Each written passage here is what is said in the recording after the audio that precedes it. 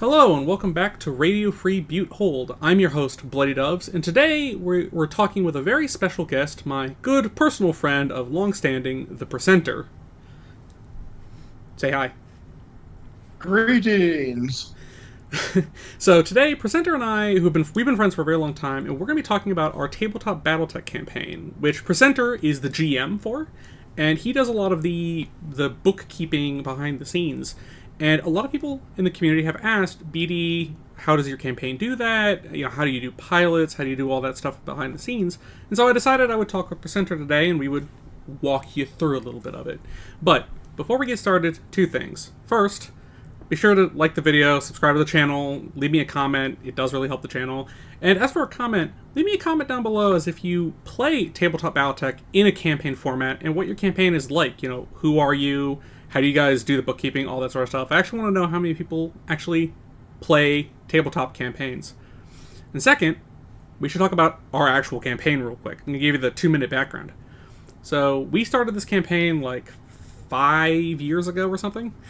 We've been playing mostly. Not quite that much. I thought we started in 2018. Well, I know in the crappy apartment we were kind of in between campaigns during the initial period of that. So I guess it must have been because it was in the bad apartment when we started. yeah. So I think we started this in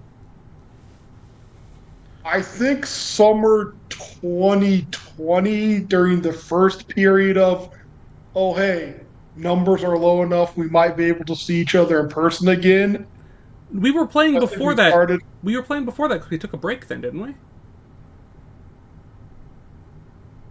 Because I know we did some like I know in 2019 we did some unaffiliated with any campaign, just kind of like one-off Oh, fun time games we did. All right. at that So location. regardless, we started around that Yeah, period. yeah, Our mercenary yeah. unit is called Johann's Jägers, named for Hauptmann Johann von Heidelberg, who is the commander of the unit and is Presenter's kind of character a little bit. We're fighting in the FedCom Civil War on behalf of Victor, because Victor is the rightful ruler of the FedCom, and we're going to make sure it stays that way. Our campaign has moved around. We started on Solaris 7, we went to Galatea, we've been to Cathal, we've been to Odessa, most recently we're on Stick, and now we're headed to Coventry for the next stage of the campaign. We're going to help Victor take the planet and stop the Coventry Jaegers from being dicks. We started in 3062. In-game, I think we just hit the 1-year anniversary in setting, right? So it just ticked over to 3063 1 year later, right? Pretty much, yeah. Yeah, the raid you guys did on Stick was July 3063. Then we're heading to Coventry next, which is kind of a October, November, December 3063 thing. Yeah, so we've been playing for about 1 in-game year. And so that's kind of where the scripted part of this episode sort of stops, and the more freeform, we're just going to talk about the campaign begins. So I do have some questions we're going to try to go through, and the first one, since we're talking about where we've been, is how do you as a GM presenter decide where we're going? You give us a shitload of options. Do you detail everything, or are we talking quantum battle mechs here? I actually don't know how you do this. Okay, it's not quite like a quantum Balmec, quantum ogre thing. Like, I don't create a set of scenarios and be like, oh, this is going to happen regardless of what planet you guys go to. But Okay, that's good to know. I also don't detail anything until we figure out where you guys are going. Okay. So yeah, basic, because I'm not going to prepare like 3, 4 to 6 scenario things and then have you guys choose One of them. which one to do and then just scrap the other two. I mean, Yeah, that makes sense. I would I would love to have the free time and productivity to do that, but Yeah, no, that's yeah, I not mean, realistic. yeah. So basically, what I do, and kind of like just generalizing it a bit more in terms of how campaigns work in general, is we figure out the scope of the campaign, which this one real simple. We're doing the FedCom Civil War. Mm-hmm. Then I kind of dive into the source books for it, which the relevant BattleTech source books, maybe a little bit of the novels, although I consult them less than you have the source books, which the FedCom Civil War. Uh, Fortunately, there's kind of one master source book for it, which I've been kind of just reading through to figure out exactly what battles happened when. Makes sense. And then, reading those descriptions, I kind of figure out, okay, these are the planets where things that were interesting were happening and that were not total meat grinders that, that your unit wouldn't get stuck on for years. So it's kind of like, I kind of just like look what's happening in the time period and then be like, okay, these planets seem like there's enough interesting stuff and the scope's right for the player unit to show up here. So then I'll be like, hey guys, we can go do these places. Which one do you want to go to? Which is what we've done recently or earlier on in the campaign where I'm just like, no, we need to. I want to hit the two big starting points of the FedCom Civil War: the Solaris riots in August, and then Mm-hmm. the throwdown on Cathal that starts That really kicks it I off. think November. Yeah. Yeah. So that makes sense for the big fights, but how did you decide to like offer us a thing on stick? Because context for the listeners, we raided a Tau Mechworks factory on stick. It was actually our last scenario, the one we just played, and all we did is we showed up, shot some guys, stole some Victors and Crusaders, and bailed. It was actually a pretty fun scenario. But, like, how do you decide to offer us like that side job stuff? Because is that detailed anywhere, or you just kind of make that one up on the fly? Okay. So specifically with kind of the side contracts with the confines of this campaign, it's kind of basically when there's periods of like 4, 5, 6 months where would just be sitting around because there's kind of a lull in the fighting during that period. I like giving you guys a little side mission or something to do to Mm-hmm. just make it so the unit doesn't sit inactive for like 6 months or something. And Yeah, this one makes sense. specifically, you guys are finished up on Odessa in early May, and then didn't have to be anywhere until like September, October, depending on what planet you did. That's I'm like, okay, time frame wise, there's time for some little side missions there. So I just kind of actually gave you guys like 5 options on where you wanted to go. So I just kind of like, okay, you guys are gonna be chaos march-ish because you're did some refit time on outreach. So I'm like, what interesting stuff is happening there in that close enough for a unit to get to that would make for a fun like 1 to 3 scenario planet as opposed to our more typical like Like 15. 6 or so. Yeah, Yeah. 6 to 8. Yeah. So So you just looked at the area where we were at, and you said you just found identified planets using the source books that have stuff happening, and kind of yeah, made it up from there. yeah, pretty much. Like Okay. I mean, we know in 3063 the stick commonality is reabsorbed by the compelling confederation. So I was going to be like, okay, so if we want to do something with the stick commonality, then it needs to happen right now. And I'm like, well, would it be interesting if the player unit did something that helped influence the commonality government to rejoin a great house? So I'm Okay. like, okay. So I'm like, okay, well, there's that Tal Mechworks plant on stick. It's actually incredibly important, and I am honestly surprised that the Capellans and FedCom kind of just let it be independent for 6 years from 57 to 63. So, And so we which attacked them, and I guess so that I'm like, helps you know us. what? I'll give you guys a contract to go raid that, and that was the one you guys chose. Yeah.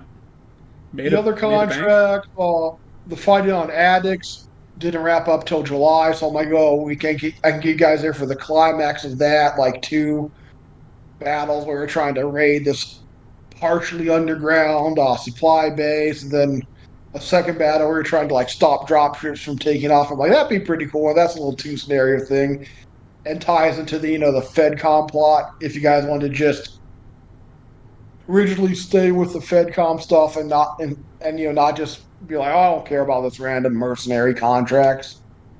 Okay, I didn't know that that was That, the Addicts contract. That would have been fun. yeah, no, that would be cool.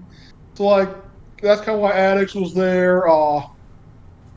Carver 5 was because hey, both Mech Warrior 4 and Mech Commander 2 are kind of happening right now, and I liked both of those games as a kid. So I'm like, you know what?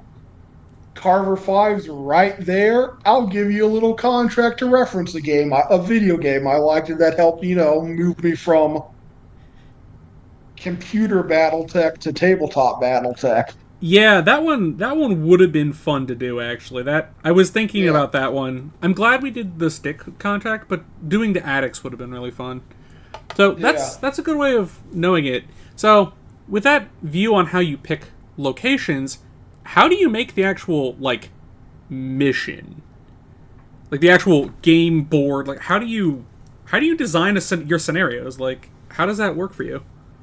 Okay, so well, first off, if I send you guys somewhere that I think it's that I already, or give you guys the options somewhere that I usually at this stage have ideas for scenarios or big moments that have specifically stuff I think like a company-sized force would be useful or be able to do some cool stuff in.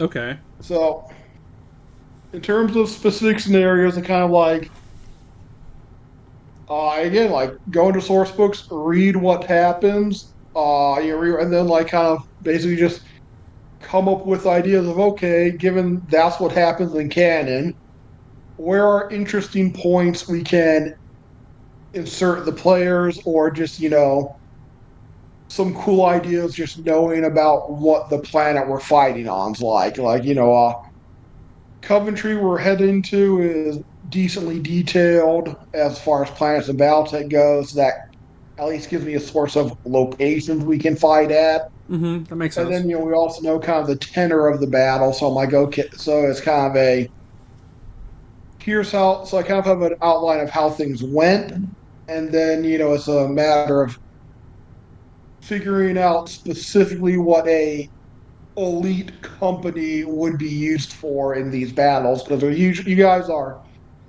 typically part of like multi-regimental fights. So it's like, okay, what would the what would a small elite force be doing in this within the larger battle? So Yeah. for So instead of using us as like the frontline meat grinder guys, you have us going off yeah, and doing specialty like strikes and that sort of thing. yeah, trying to come up with something interesting that's not just open field regiments slamming together. Yeah. So which Solaris, a lot of chaotic street fights because hey, that's what the Solaris riots were. Exactly. And I'm like, okay, we know the ultimate showdown happens at the Steiner Coliseum. So like, you know what, we'll make you guys we'll attach you to the Pro Davion stables, and we'll make your force accompanying the gladiators to march on the Steiner Coliseum to have the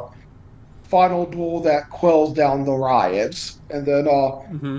also for some of the Solaris missions, I'm like, hey, there's a lot of small manufacturers that make weird junk on Solaris 7. So we'll throw you guys some missions to help protect their weird junk. So you And guys did kind of that evac these vest experimental mechs or and yeah, protect them and stuff. that was fun actually. That was a cool Yeah, contract. so you had those missions on Solaris. Cathil, it's like, okay, you guys arrive after the fight already starts. I'm like, you know what? We know the Templar was kind of a big project on that a big kind of like Hasek project. So we're like, you know what? So like, you know what? There might be some Templars here. They're probably stored at the spaceport, and there's fighting on the planet now. We'll make you guys your mercenary unit showing up. So I'm like, it makes sense for me to have you guys just drop at the spaceport, try to get these Templars, then try to get them out, and then also stuff like that. Also in Cathol, like the governor's held hostage. So I'm like, okay, that sounds like something an elite unit would be set to deal with. So you guys did that. So yeah, you're looking at kind of the canon events and sort of slotting in the players into kind of an event. Yeah, That makes yeah, sense, but and that let me bring it to a specific contract. I'm going to use the stick contract because it's fresh on my mind. yeah. How did you design the actual contract gameplay? Like the mechs booting up partway through the fight, the actual op four that you selected. I mean, how do you assemble that? Like how do you, Okay, because a lot of people don't really know the details on like how you might kind of put an op four together for a game rather than just like picking mechs at random and slapping shit together. okay. So the nitty gritty. Okay, so there's a few things there. So the battle itself, what happened was basically, which just to give background, Mm-hmm. Johann Jaegers combat dropped a company onto the Tau Mechworks facility, and in the hopes of securing some Templars and Crusaders for the client, and hoping that they could take out most of the defending forces before anyone could effectively respond. Yeah. So that's kind of the battle, just the background. So designing the op four is like, well, I look at who the defending force that's supposed to be there is. That kind of gives me a ballpark of what I want the Finnish defending force to look like overall. Like, In terms of like broad strokes, like the yeah, level of the tech they have. yeah. Okay. So broad strokes, it's a series of small independent mercenary units are garrisoning the planet. They're regular-ish experience rating, and they're minor enough units that they don't have official canon names. So it's like, so as a force, that kind of tells me, okay, what I want the enemy force to look like is going to be generally gunnery 3 4s and 4 5, meaning like gunnery 3 piloting 4, or gunnery 4 piloting 5. That pilot skill range, Yeah. and So that units are going to be, they're mercenaries, so there's actually a pretty wide pool and gives me an excuse to throw in some weird stuff. But it also means that they're kind of minor ones, so they aren't going to have like the newest, shiniest, best stuff. And though, in fact, you'll have a lot of kind of succession wars era tech. So so that's kind of the basic.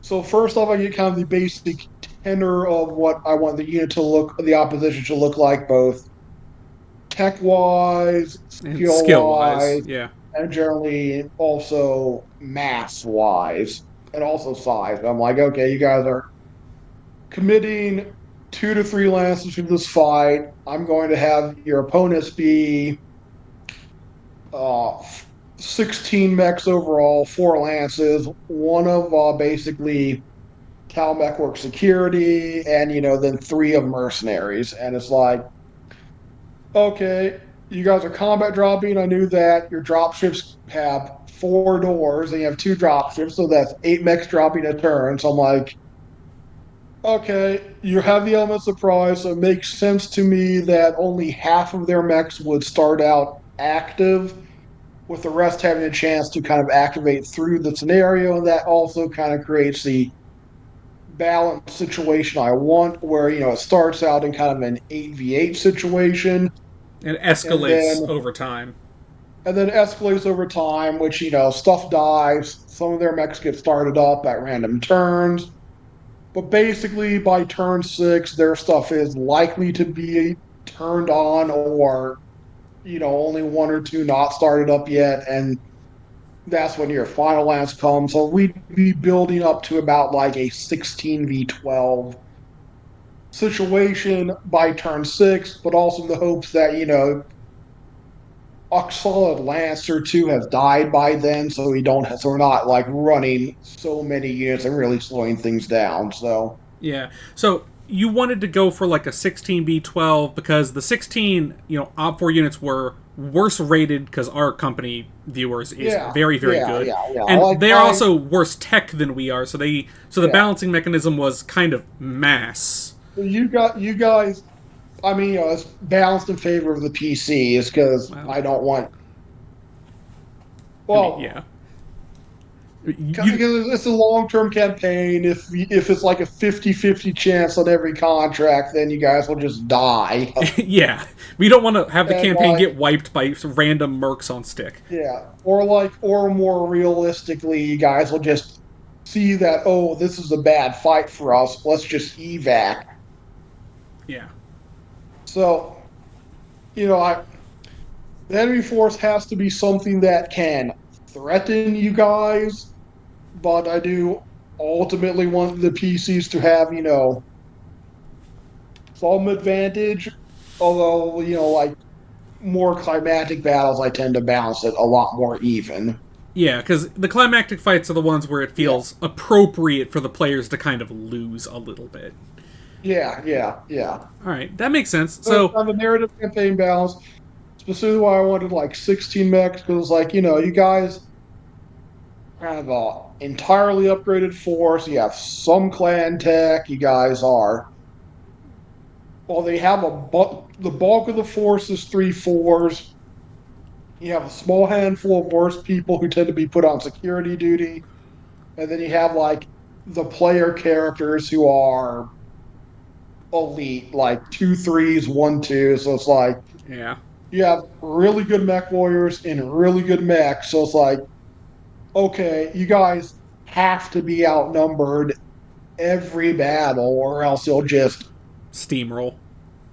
roll through everything. Yeah, I mean, our company is very tricked out, so that makes a lot of Yeah. sense. How did I you, mean, even in this, yeah. and even and heck, even with my attempt to try to balance it a bit more, I'm like, and giving the enemies more assault mechs and would be expected. It's you guys still went through them like, Well, and that one Victor just stood there and decided to die. Like, let's be fair. That guy, okay, the two enemy victors failing more piloting skill checks than they were active for turns. yeah, that was bad. That was bad. Them falling down more than once per turn every turn. Yeah, That was that went very poorly for those Victors. Those so they had a bad time. for context, viewers, this scenario we dropped at night, and there were a lot of nighttime penalties to making attack rolls and piloting checks. And the Tau Mechworks security forces had two Victors and two Crusaders, and the Victors, as Presenter said, the Victors fell over more than they stood up. I think one of them fell over like two or three times in a turn. Like it was, they fell over a lot, and He was a they kind of four. got blasted off the board. He was like a four pilot too, and the night pounding was only +1 on that map. Like Yeah, he should have been able to roll fives and sixes. He just couldn't. yeah, he rolled very poorly. He needed So yeah, reasonable numbers and just didn't get them. So those yeah, victors did kind of get cheesed off the board a little bit. that did definitely help things. But Yes. yeah, I mean, yeah. At the end of the day, it's like Yeah. while the Op 4 did some damage to you, you guys destroyed a company of mechs. So Yeah. It was kind of a slaughter. That was a good mission. Um, yeah, so speaking of how well we did, how do you do like rewards? And we use a war chest point system. How does that actually work? Like, where did that come from, and how does it kind of function? So, because we're not using like direct C bills, because that way lies madness. But like, how does the yeah. war chest point system kind of So function? yeah, let me introduce the war chest point system here. Because to avoid doing full accountant tech, which you absolutely can do, but it is a massive, massive time investment. Yeah, it takes forever. The kind of campaign system that FanPro USA and now Catalyst kind of developed in the mid late 2000s that have kind of still supported to this day is a point based system known as the Chaos Campaign system. It debuted with the source book Dawn of the Word of Blake Fun Times, and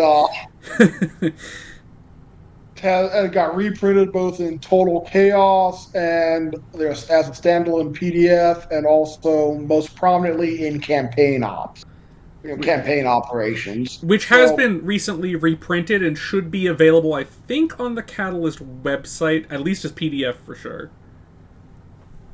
so basically, what it is a point-based system that abstracts logistics and repairs instead of being like, oh, I need to replace 10 tons of ferrofibrous armor. Here's a ferrofibrous armor cost per ton. Oh, I'm going to spend this many C bills on it. Uh, I have this many technician teams in my unit. Oh, here's their monthly salaries. Here's the cost of routine maintenance over the month. Instead of a lot of C bill record keeping, it's like, okay, you have so many war chest points. Repairing this mech cost X. So spend X war chest points. Mech's good as new now. It's a much simpler system that gives you some granularity and some sense of strategic gameplay without having to track exactly what your unit inventory is down to the last medium laser and ton of autocannon ammo. Yeah, while the OCD in my heart wants to do full accountant tech, it is you need a computer to do it. Like you need Mega Mech to Yeah, do it because it's not practical to do as a normal person with like an Excel spreadsheet. It's just it's no. not something I'd want to do for a company-sized unit. Like maybe if we did a Lance campaign again, I'll be like, okay, Well, I mean, we'll counter track. a Tell land, me exactly what's in the cargo hold of your Leopard dropship. I'm holding you to it. yeah, I mean, a lance actually makes sense because there's only so many parts that you can track for one, like for four mechs. There's only so much stuff. But when you get to two dropships like we have that are both carrying like 12 mechs or something, whatever we have going on with the dropships, it gets a little kind of ridiculous. Okay, so now we spent basically deciding point values for that. Mm-hmm. Well, first off, the war chest point system technically has this is an aspect of it I don't use. I should bring up the fact that I don't do this to avoid confusing people. The war chest point system is envisioned to be able to handle a unit of any size and tech rating in like just plugging it into scenarios. So what you're supposed to do is before the campaign starts, you figure out your war chest point to support point calculation, which is number of lances uh, multiplied by a multiplying factor based on your unit's tech rating. So using the Jaegers for an example, they start off as a company-sized unit with fully upgraded tech. So that'd be 3 multiplied by 2 would give us 6. So that mean before actually doing logistics, you would spend one war chest, you would convert war chest points into support points as at a rate of one war chest point equals 6 support points. Then you spend support points on the support point cost table. And that's the actual fixing stuff and like buying stuff Yes, that's table. the actual fixing stuff table. Okay. I kind of think that's an unnecessary step, so I instead just use straight war chest points and just modulate rewards to compensate for the fact that yeah, your unit needs to be getting rewards need to be big enough to cover your repair bills. So why does the war chest system convert to support points? Like, what's the point of that? You could just make everything war chest points like you do. Why does it? Okay, yeah. The point of that is because it's been used for like campaign tracks where it's like CGL will publish a book that has like or a PDF or whatever that has like 10 different scenarios in it using the Chaos Campaign or War Chest Point system. And they want it so, oh, someone who's playing a lance can run this, someone who's playing a company can run this, Oh, I someone see. who's playing a battalion can run this. So they're like, so they give the rewards in set war chest points amount, and then the assumption is it gets converted to support points, and support points are primarily influenced by the size of the unit. And so you So the get numbers enough. so Yeah, the okay. numbers are still valid. Yeah. I got it. So if you only have a lance, you get a smaller number of points of support points compared to the battalion guy who gets enough to cover up the costs of running a battalion. Okay, Yeah. that makes sense. That's the reasoning for it all. The general rule of thumb I have for designing rewards is 4 to 600 support point. The unit should get 400 to 600 support points of objectives per lance it is deploying in the scenario, basically. Okay. So is Which, that per lance you assume we deploy, or that we tell you we're deploying? Because sometimes we tell you what we're deploying the day of the scenario. okay, that's per lance I assume you're going to take. I also modified a bit based off of how important the scenario is. Like, Sure. less important scenarios, it's like, okay, we'll try to keep it. I'll try to aim for like 400 war chest points or effectively post conversion support points. So 400 support points per lance, I expect you guys to take with you. Okay. That makes sense. Yeah, and like which is and it's usually kind of like the minimum viable size, and sometimes you guys go with that size. Sometimes you bring like extra Stuff. 2 to 4 mechs, Yeah. Okay. which helps you win, but some more stuff you have to pay to repair based off of the same The same amount of money. set of rewards. Gotcha. And that's Okay. like kind of what the maximum rewards should be as my rule of thumb. And you generally get half to close to maxing it out based on permission, based on how well you guys actually do in the fight. Yeah, I can't think of any missions that we've done that we really got boned on rewards on. We've walked away with at least enough to cover repairs plus a little bit extra pretty much every time. Yeah, you guys, some of the Cathil missions where you guys took losses, only completed half your objectives, and got shot up. Some of those weren't great for your unit's overall logistics. Yeah, that's true. Cathal was a little tricky. Rip Big Al in his Atlas. Yeah, Big for context, it was Big Al, right? That was that yeah, pilot's name. Big Al. He actually died on Solaris. Did he die? God, I thought he made it to Cathal. So, for Well, context, viewers, we had a very funky Atlas to start the campaign with, and it was driven by, I think, Big Al, and Big Al was not a lucky man. Big Al had a bad time. no, it No, yeah. Big Al died on Solaris. he got head kept by that Battlemaster with Yeah, the large X pulse. That's right. yeah. Then you guys put a different pilot in that Atlas, Yeah, and they got killed, and the Atlas captured on Cathal. that's right. That's what happened. We lost the Atlas on Cathal because we had to bail out of that mission, and the So dude it's in like there you like guys fell have over and had hit his head. 3 mech deaths over the course of the campaign, 2 of which were in that same Atlas. Who was the third?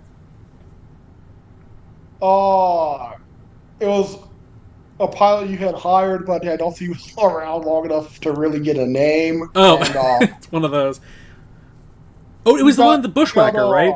It was the yeah, the Bushwhacker pilot. bushwhacker. The bushwhacker got head capped on that cave battle on Yeah, Galatea. I remember that. Yeah, then I think we turned around and sold that Bushwhacker because it was bad, and we just didn't need it. Yeah, So, he- yeah. speaking of pilots, like, how do we, because we had that pilot who we didn't really name. How do you determine like pilot advancement? We use an XP system. Is that standard for BattleTech Advancement, or does BattleTech have Okay, something so more complicated? I've been talking up, the War Chest Point Chaos Campaign system, saying that, hey, I think it's a great point-based system. I don't like how it does mech warrior advancement, so we use our own XP system for this campaign and most of my campaigns. That makes sense, Whereas because the XP system is actually based off of it uses a time of war as a base. So as a base, it uses kind of the skill advancement there, which the skill advancement formula for going from for is 8 minus the new BattleTech skill value so the gunnery, like 3 gunnery, times 4 10. gunnery. Yeah. Okay. So the Times 10. base yeah, so the base so going from like a 4 gunner to a 3 gunner is 50 XP. Because 8 minus the new gunnery of 3 is 5, times 10 is 50 Yeah. XP. And so that's the time of war thing. Then I was like, oh, this is a really long term campaign. People may be getting hyper elite too quickly. And also, with skill advancement costing that much, taking special pilot abilities is kind of disincentivized. So I'm like, okay, I'll fiddle with those numbers a little bit till I get something that till I get something that I'm happy with. So where it is now, it's there's additionally basically it's what is an ATOW until you get to skill rating of 4. Then to go to 3 to 2, going to 3 or going to 2 is 50% more expensive, and going to 1 or 0 would be 100% more expensive. So And that's to incentivize us to take special pilot abilities yeah, and instead. also just to not be like 0 zeros immediately. Like you already have 1 3s. Yeah, we already have a 1-3, and Yeah, I think we have a number of 2-3 or effective like 2 gunners. yeah, yeah. Which, So for those of you who don't play a lot of tabletop BattleTech, having a 1 gunner or a 2 gunner is extraordinarily powerful. They are very good pilots. uh, yeah, your gunnery skill number is your base 2 hit Yeah, number on and 2d6. it turns out that base hit number being a 1 on 2d6 is very good, as it turns out. Even with modifiers, it's very, very strong. Yeah. So, to roll back a second, so special pilot abilities are from A Time of War, correct? And Time of War Originally Companion. introduced there have been reprinted in campaign ops. I think in campaign ops too. Cool. Yeah. SPAs are like they're what they sound like. They're special pilot skills. I'm gonna give the example of my absolute favorite one that we had to nerf, and it was very reasonable. There's like, for instance, there's an SPA called Sniper. Sniper halves ranged penalties when you make attack rolls. Normally, if a target is at long range, for instance, there's a +40 or a hit roll. Sniper cuts that to a +2, which is, as you can imagine, ridiculous. And so we're using this XP system that Presenter has come up with to buy those kinds of pilot abilities to make pilots much more diverse and interesting than they would be in a standard like pickup game of BattleTech, where you don't see these pilot abilities much. So, Yeah, so uh, that's a fair summary of it. yeah, And yeah, so the XP system uses a Time War as a base, but we've modified cost and effects on some special pilot abilities to try to balance some things out. So, yeah. everyone doesn't rush to jumping jack and sniper. And I mean, not that that stopped us, but yeah. actually, I don't think anyone has jumping jack, do they? Did King Kong take jumping Uh jack? King Kong was considering taking it, but then we nerfed it. So now he's just sitting on a massive pile of XP, so he should probably just take it anyways. Yeah, that sounds about right. Um, Yeah. so, speaking of more of XP, when we do a contract, so the way we get XP, viewers, is we get XP for doing certain things in a mission. How did you determine the values that we get there? Because right now, it's pretty much 5 XP for everything that we can achieve. So if you survived, you get 5. If you showed up and you survived, you get 5 XP. If you got a kill, you get 5 XP. How did you decide on like 5 XP?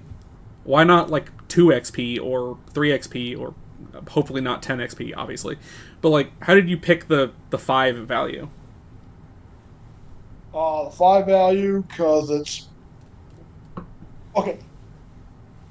I thought it was the right size for the rate of pilot advancement I wanted to see. We're basically having, you guys typically get 10 to 25, a pilot typically gets 10 to 25 XP per battle, depending on if they do like, A bunch of if stuff. they're there or if they do really, really well. Yeah, That's our typical range. 20 to 25 is the Those, max that I think I've seen in the campaign.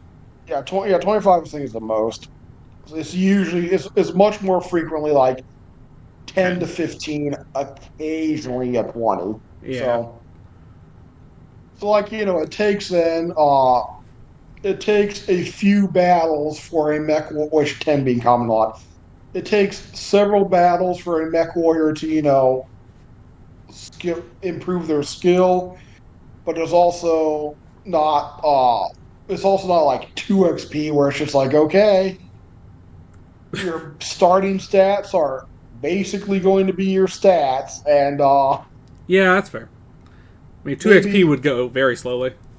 yeah. So 5 XP is using that as kind of a base unit. It's both a easy number to add quickly, and I like the rate of advancement it has given in campaigns in the past. Given that this campaign is a little bit longer, in scope, I've adjusted some of the costs upwards because I feel like that's, well, especially cost toward the high end, Well, I mean, because I we're going to feel be like going that's for a while. better. Yeah.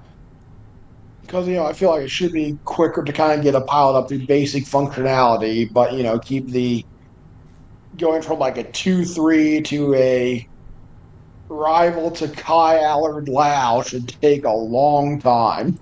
Yes, it should, because Kai was ridiculous. Um, so Yeah, to move and on. Oh yeah, go ahead.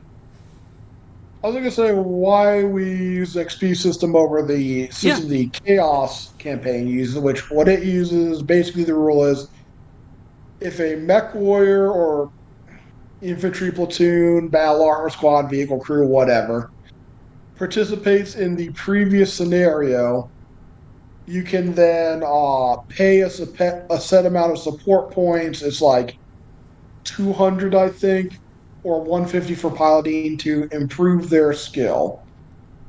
Which this, which I don't really like this for two reasons. Because one, it's like, okay, yeah, the high cost of it means that you're not going to be raising skills from every mech warrior every scenario. You're only going to be choosing like two guys to advance, but also you can advance those two guys really quickly. So it's like, within like 6 scenarios, you can have a couple of hyper elite pilots. yeah, and then you just rotate out the other pilots. So Yeah, then just train them up. And, yeah, that's a little silly. and also I like XP systems. It makes it more RPG feeling. Well, who can argue with that? Everyone likes a good dose of Yeah, XP. It's also nice yeah. to, at the end of the scenarios when we're doing bookkeeping, to go through and assign XP to everybody. That's actually always kind of a fun part of the scenario for I me. like that, and it's also like I like how pilot advancement is also kind of tied to what they did in the battle and how well they did. It does suck when someone gets shot out of their mech and they lose points for, you know, not having a mech at the end of the scenario. But, I mean, if you want XP, I guess get good and don't get your mech shot out. Yeah. So, to move on a little bit, and make it a little more abstract, we've talked about a lot of the nitty gritty, but how much of this stuff is taken right from books, and how much of it is just your experience and knowledge over the many years you've been doing campaigns? Is there a healthy middle ground in there, or is it leaning more heavily towards like personal experience to inform how you do this stuff? Oh, with our campaign specifically, a lot of the stuff uses the books as a base and then just kind of goes off of me eyeballing stuff and personal experience from there. Like, in terms of specific scenario design, as we talked earlier about, how using like the source books and stuff as inspiration to come up with the battles. Mm-hmm. But it's like, I don't use any of the pre-published scenarios in our campaigns. That's fair. So So it is a blend of looking at the books for kind of the yeah, start and your experience for the fine details. Is yeah, there? basically, it's like it's like designing forces. It's like the random assignment tables are a great source to kind of figure out what mechs are common for a specific faction.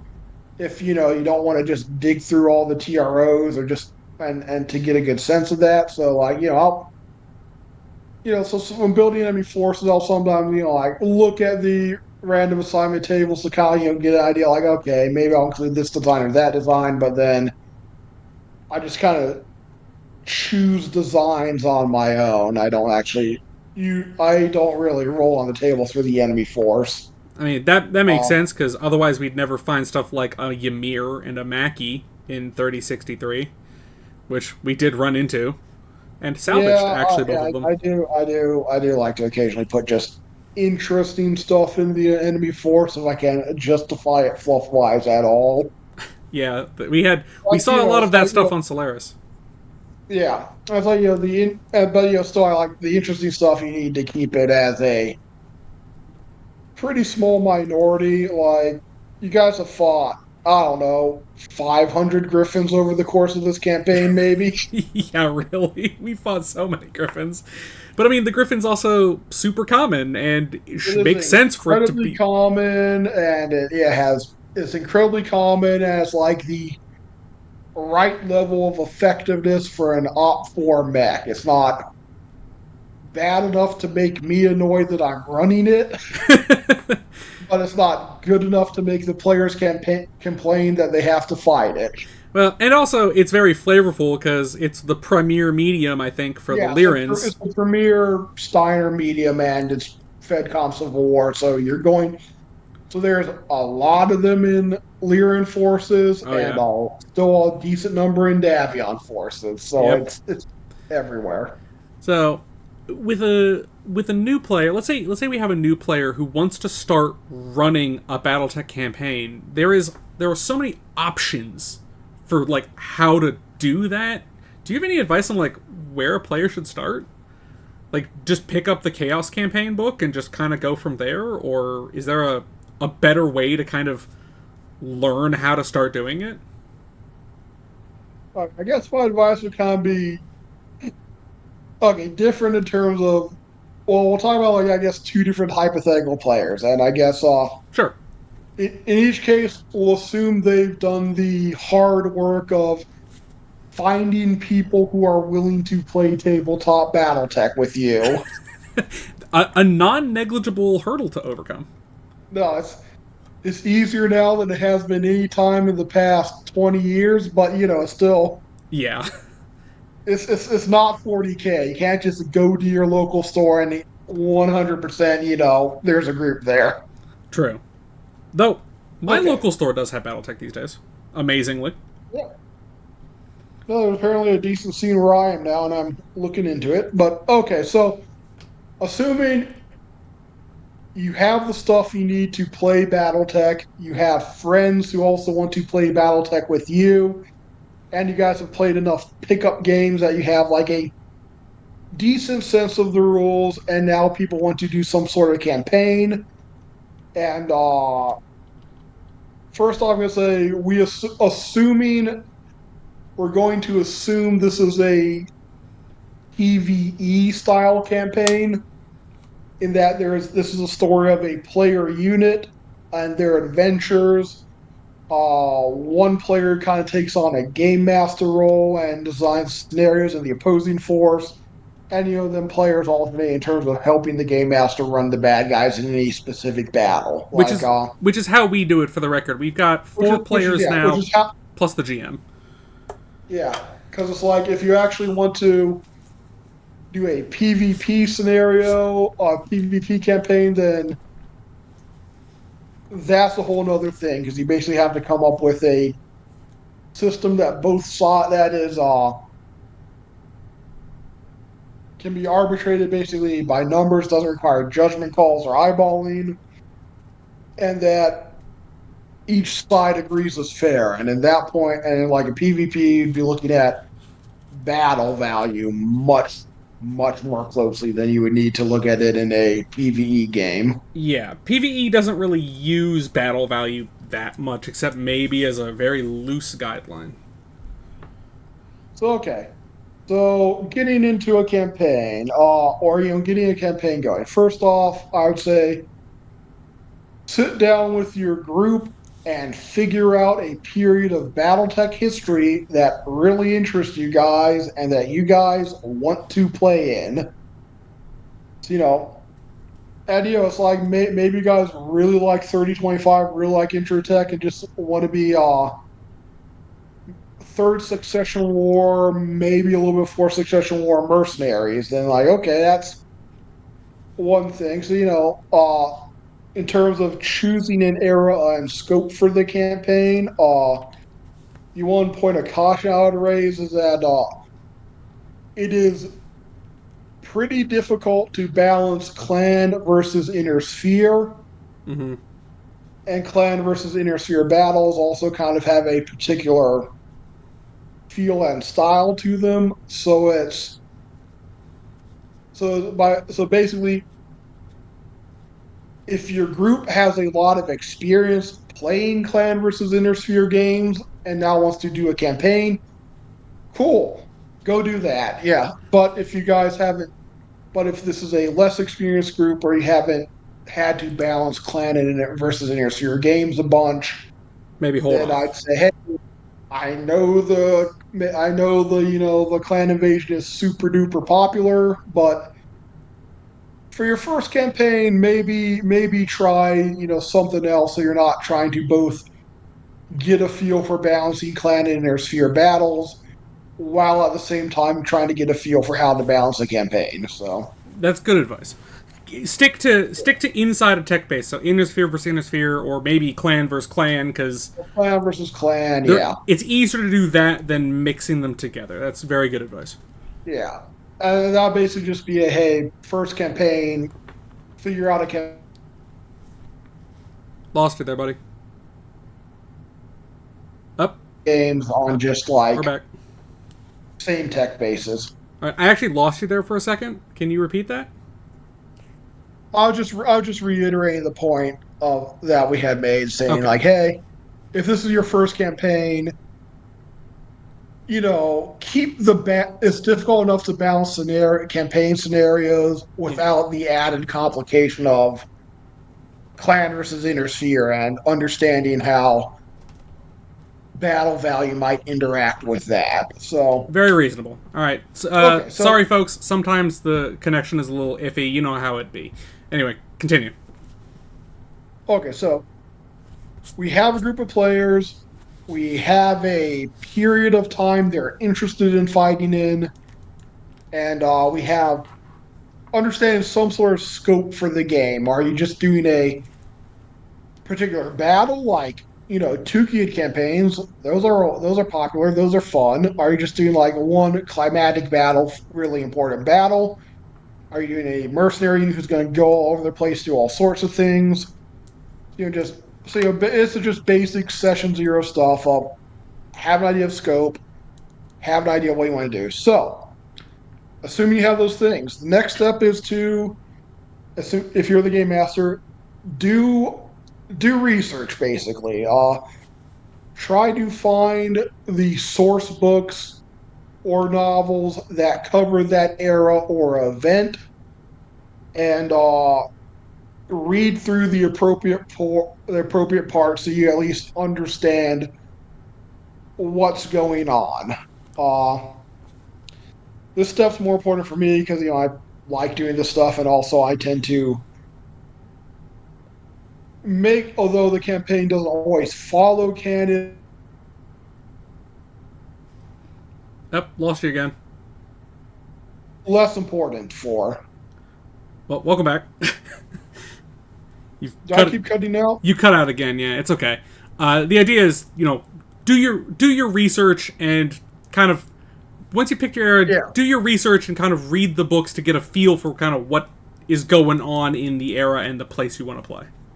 And also just like, they're great sources of inspiration. You'll see an interesting tidbit or sentence and you're like, oh, I can design like a scenario around a really cool scenario around that, or maybe even two scenarios or whatever. And also they're just fun to read. Yeah. So do your research, then we come to you have to set up the player force. And that's kind of figure out, and there's a whole bunch of different methods of doing that.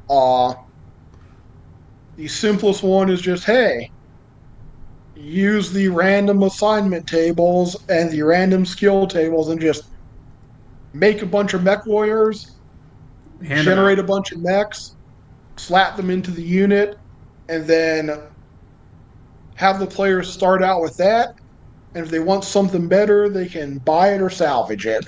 That's honestly the way I'd probably recommend for a starting game. Just let the randomness flow and let it tell its stories, because you never know what random pilot and mech you're going to get assigned, and you might fall in love with it. You never know. Yeah. Or impose some costs for choosing mechs, like, I don't know, maybe requiring like a couple mech warriors to be worse if you want to have a couple better mechs, but come with some way to generate the unit. Randomness is fine.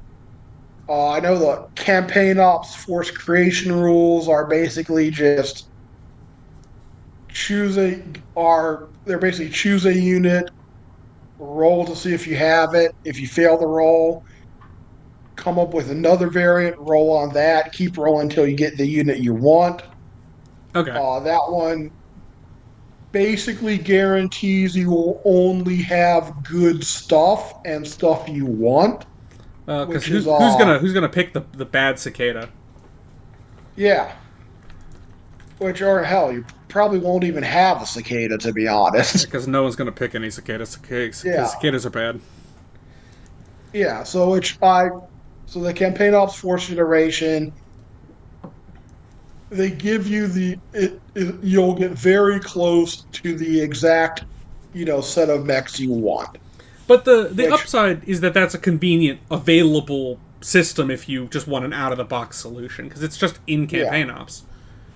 Yeah, the out of the box solution I would prefer is, heck, there are a ton of books with random assignment tables. There's a random assignment table in Total Warfare that is basically 3067 ish. Oh, I don't think I've ever seen that. Yeah. So my advice would be choose the most appropriate random assignment table for your unit. Roll up some mechs. Maybe give one or two rerolls in case someone rolls something truly, truly garbage that they would just hate playing and have no fun with. But I don't know. I feel like random force generation is a quick way to get your mechs together and then go out and have fun with them. And there's also random pilot skill tables in Total Warfare. If you just want the quickest way of just generating mechs and mech warriors to form the backbone of your unit. TW, it's a one book solution. Seems easy enough. I mean, that's... Or, if it's force succession where you'll have to find something else, or if it's like, just... Yeah. But, there's a ton of field manuals, error reports, and whatever that will basically give you a table to roll on to generate some stuff. So basically, pick your era, talk to the group, pick your era, find the appropriate book for that era, read the book, and then roll on the tables that book almost certainly has. And ta-da, you've got a campaign on your hands. Like, there you go. And then you just have to do they have to do all the hard work of actually designing the scenarios, designing the bad guys, all that stuff. Which we covered some earlier, yeah, and that's a big topic. Yeah. I covered in terms of systems for the actual mechanics of the campaign. Oh, did I cut out there? No, you're good. Go ahead. Go ahead. Okay. For the system, so the actual mechanics of the campaign, Mm-hmm. uh, there are a few options. There is full accountant tech. You can use the rules. There are full accountant campaign rules where you can calculate all your units' administrative costs, maintenance costs, and everything. There's all of that in campaign ops. It's basically a reprint slash retweak of the rules that originally showed up in Field Manual Mercenaries and then Field Manual Mercenaries Revised, if you're familiar with either of those books. Yeah. There are there are rules for full counter tech there if you want to, track every ton of Penny. armor of ammunition your unit has. I'm gonna say that for a Uh, new players out in the audience, don't do that. Like, yeah, don't don't do that. don't do that It's an option, unless but it's a you. bad option. Don't do it unless you really really love spreadsheets. Like Yeah, if you if you're an Eve find Online player, spreadsheets, yeah, if if, you find spreadsheets genuinely enjoying and you're like, oh man, I play Eve Online, but like I wish the community and the politics would go away so I could just optimize my spreadsheets, then yeah, Countertech might be for you. since 99% of listeners are probably not that guy, don't do full accountant tech. Do Yeah, a war I'll chest recommend system like from Chaos Campaign, like we talked about earlier. Do a war chest point system like we covered in depth earlier in the podcast, because it's just so much easier. It's just so much easier. Yep, and campaign ops actually has some rules and recommendations on kind of as do several of the scenario packs rules for kind of designing a campaign using the chaos campaign system. Well, there you go. You've got a book to even help guide you a little bit. So It has tables of objectives, sample reward amounts. It has sample optional bonuses and stuff like that. These are all good as kind of. I guidelines, mean, you can just plug them in and use this, or you can just take a look at it and kind of use that as inspiration to make your own things. and that's Uh, part of just running a tabletop campaign of anything, is finding your inspiration and kind of letting it take you where it yeah, will.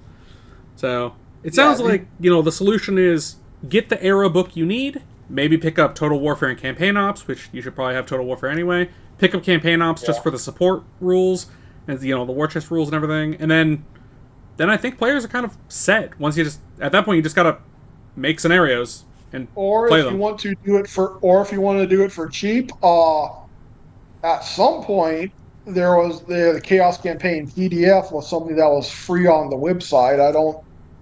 It might still be there. I don't. It might still be there. If I can find a link, I'll put it in the description. I don't know if I can, but I will see what I can do. If there is a link down there, then click on that, and there you go. But that was a I'll try free to find PDF that. at one point, so you can take a look over this point system. See if it works for your group. Although we use it as our base, there are aspects of it that I just don't use entirely. And we covered it. Yeah, we talked about it. I mean, you Which mentioned the. no, actually, Oh, more? the basic way it works, there is a track cost, which is just the payment, which is an automatic amount of war chest points you lose for accepting the mission. What? Yeah, okay. What? Here, no. Here, let me explain this so you can understand the degree, the amount of stuff I don't like about the system I cut off, and I'll explain why I cut that off, so players can Do the same. make a decision about whether they think I'm right in cutting it off or if they just want to, use it as is. Okay, go ahead. So there's a set cost that you pay regardless, and then you make war chest points back by accomplishing objectives or taking on optional bonuses. Uh, Basically, having a set cost is kind of the abstraction of background logistics like travel to the contract or whatever. Okay. Uh, basic, basically the track or scenario cost is there to make it so things can go so much more wrong. Yeah, that doesn't. I don't know about that. Yeah. It makes it so that if you don't really complete objectives, in addition to if you do poor with objectives, in addition to not covering your repair bills, you're not just going to cover the track cost. Uh, Ugh. So you actually net. Track You could cost, net negative for doing a yeah, mission. yeah, you can net negative even before factoring in repair costs. Ugh. So Yeah, that's no thanks. that's I see why it exists. It also incentivizes. It also is a way of artificially limiting profit margins for a mission Yeah, I guess. when you could instead just not have it and just modify the objective so the total possible amount you can get is a little bit lower to reflect that. Yeah, you could just change the reward value, and so you don't have to Yeah, yeah, have the random penalty that yeah. exists mostly to punish. Yeah, no, that makes sense. The other thing it has is and then there'll be a set of objectives you can accomplish, and there'll be a set reward chest point reward for each of those objectives. Okay. There are then these things called optional bonuses, which I have used in previous campaigns, but I'm not using this campaign. Uh, Basically, what they are is they're set bonuses in war chest points that modify the scenario. They're basically ways that modify the scenario, changing it, making it easier, making it worse, and basically, if you accomplish any objectives, then all of your optional bonuses apply. So basically, They are, it's like Skulls from Halo, where it changes the game and but you get better rewards for doing it. Is it kind of yeah, like it's kind of like yeah. that? It's basically like that. Okay. And that's actually in a lot of the Callus published tracks, like 50% of the money you can make is going to come from just loading up on optional objectives. There's a lot of Not that optional in objectives, the optional bonuses. there's a lot of that in the Battle for Tukiyat book they put out like last year. Yes. Like every scenario has Yeah. like two optionals that you can suffer through. I didn't know what those were, but now I do. Yeah. And Interesting. so basically they more than offset the track costs. So units will get a ton of money if they take these. The issues I have with them are kind of twofold. Uh, okay, mainly a lot of them. Okay, the main issue is a lot of them are weather or scenario condition related, Mm-hmm. and the problem with those is that the player unit is a player unit. They tend to be very good mech warriors. And so they suffer less from bad weather. Yeah, so like weather or not, and environmental penalties, they tend to hurt the players less than they hurt the op for. So For instance, the it's like, victors that we just fought on stick got ruined by environmental penalties while the players were basically fine. yeah. So it's basically like a hey, we'll give you bonus points to make the scenario easier for you. Not ideal. Yeah. The other thing is that a lot of the weather penalties just basically make shooting harder, make piloting harder, or just give you more stuff to